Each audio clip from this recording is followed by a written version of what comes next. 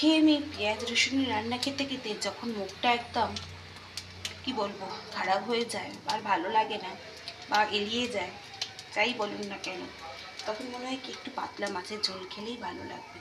যখন আর খেতে খেতে আমরা ক্লান্ত হয়ে পড়ি আর পেঁয়াজ রসুন রান্না ভালো লাগে, এবার একটু পাতলা করে যদি একটু মাছের ঝোল করা যায়, চলুন সেরকমই একটা টেলটালে পাতলা ঝোল করছি আজকে।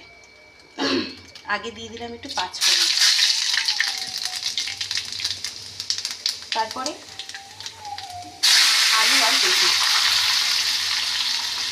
খুব দেখাতে পারলাম না, পাতলা করে এরকমভাবে পেঁপেটা কাটা আলুটাও পাই, দুটোই কিন্তু সমানভাবেই কাটতে হবে, না হলে কিন্তু জিনিসটা ভালো লাগবে না এবং গলবে না।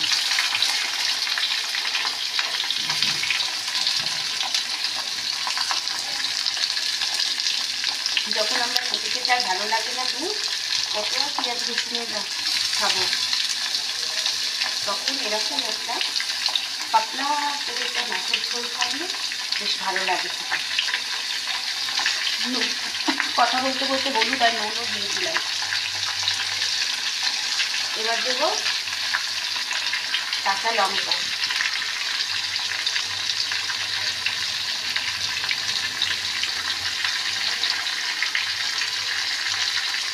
কাঁচা লঙ্কাটাও দিয়ে দিলাম।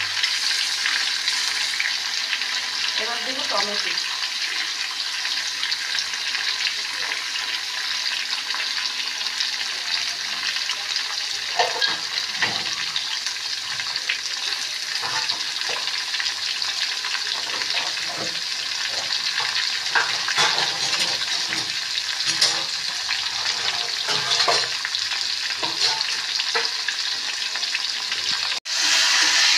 এইবার সবগুলো ভালোভাবে নেড়ে নেব।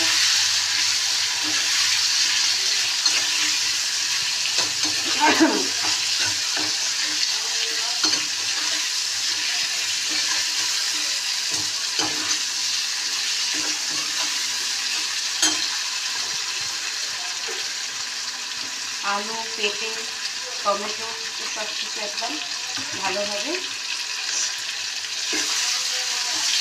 একটু ভাজা ভাজা হয়ে যাক।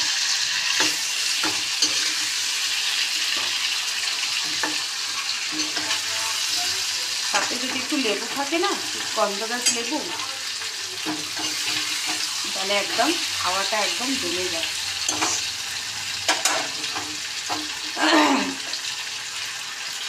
দেখুন বন্ধুরা, ভাজার মধ্যে আমার প্রায় 60% মতন এই দেখুন পেঁপেগুলো একদম ভালোভাবে হয়ে গেছে, আলুটাও তাই।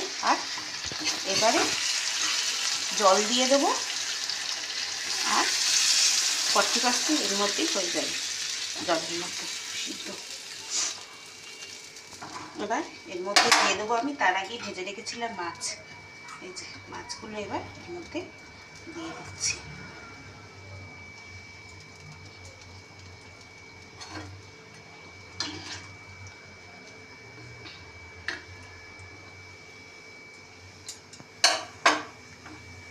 কি রান্নাটা কি খুব শক্ত বলে মনে হলো?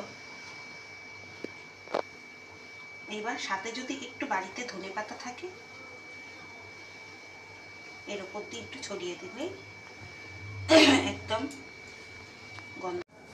আমার কাছে রয়েছে সামান্য 2-4টে ধনেপাতা, এই জাস্ট গন্ধটার জন্য একটু দিয়ে দিলাম। চলুন এই ঝোলটা ফুটুক, তারপরে আমি ফিরে আসছি। বন্ধুরা দেখো কি সুন্দর ঝোলের কালারটা এসে গেছে। এবার আমি কি করব, এরকম পাতলাই রাখবো, নেই দিয়ে আমাদের খেতে হবে তো। এবার গ্যাসটা একদম অফ করে দিয়ে এই যে ভাজা জিরেটা আমি ছড়িয়ে দেবো।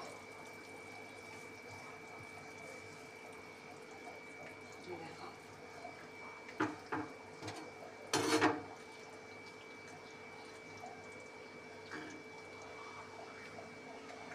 চলো আর কিচ্ছু না, এবার হয়ে গেছে আমার একদম পাতলা টেলটেলে পেঁপে আলু দিয়ে মাছের ঝোল।